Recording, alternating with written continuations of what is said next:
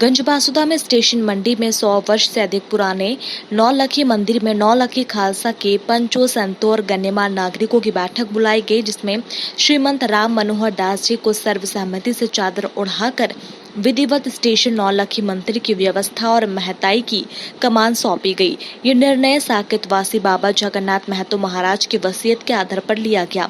वसीयत में उल्लेख है कि मंदिर की व्यवस्था जब पटरी से नीचे उतरे और गद्दी आसीन संत अनुपस्थित हो तो यह निर्णय पंचों द्वारा लिया जा सकता है।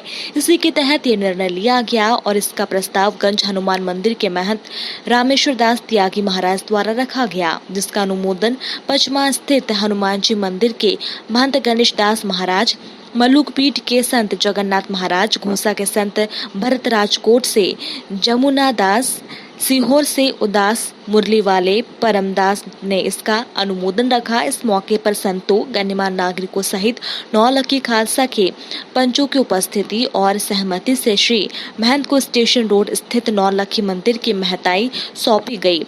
नौलखी बेतवा घाट की महंत राम मनोहर दास महाराज को गंज वाले हनुमान मंदिर की महंत गोविंदा दास महाराज, पंचमा स्थित हनुमान मंदिर के महंत गणेश दास महाराज, तिरंगा चौक स्थित गंज मंदिर के महंत रामेश्वर दास त्यागी महाराज के द्वारा पूजा अर्चन कर उन्हें नौलखी मंदिर की महताई सौंप दी गई है।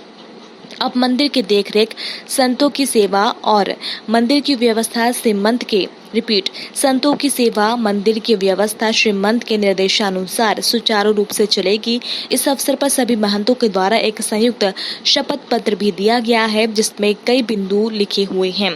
बैठक में सभी लोगों ने अपने अपने विचार रखे। इस दौरान बड़ी संख्या में श्रद्धालु, संत महात्मा और नौलखी खालसा के पंच सहित मीडिया कर्मी भी मौजूद थे।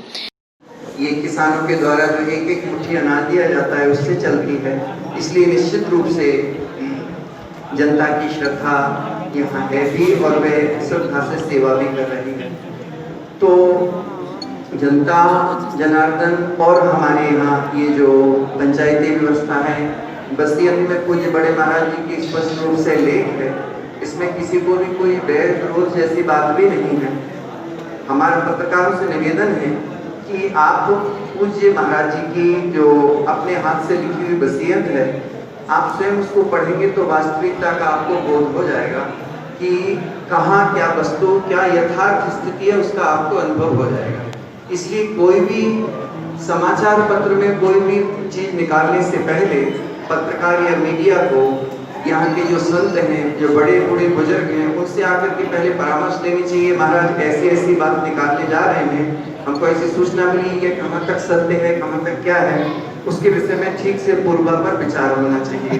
क्योंकि किसी भी प्रकार से पेपर में छाप देने से लोगों की आस्था पे भी असर होता है। हम नहीं चाहते हैं कि ऐसा हो, सबकी आस्था बरकरार बनी रहे। इसलिए ये जरूरी है कि कोई भी चीज को समाचार पत्र में एक दो लोग नहीं पढ़ते, हजारों हजार लोगों की आंखों का वो विषय होता है। इसलिए उस विषय को निकालने के पूर्व अच्छी तरह से हमको, ताकि हमारा समाचार पत्र और विकसित हो, क्योंकि जब हम सही, सत्य और बड़ा ही सटीक ढंग से उसको निकालेंगे पूर्वापर विचार करके, तो हमारे समाचार पत्र की और भी ज्यादा प्रसिद्धि होगी और उसको लोग लाइक करेंगे। एक बात। गंजबासुदा से ब्यूरो चीफ ओम प्रकाश चौरसा की रिपोर्ट।